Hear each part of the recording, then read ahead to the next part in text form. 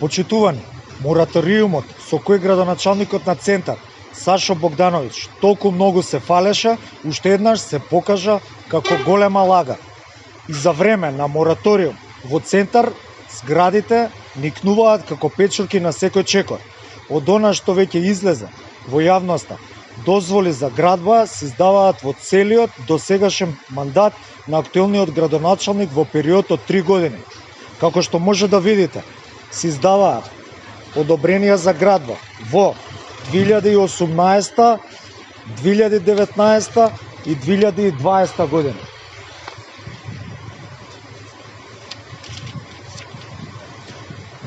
Дополнително, урбанистичките планови со кои на граѓаните им се овозможи похуман живот се во застој, од досегашните 34 урбанистички планови кои што ги има на територија на Центар, изработени во период од 3 години, се само 5.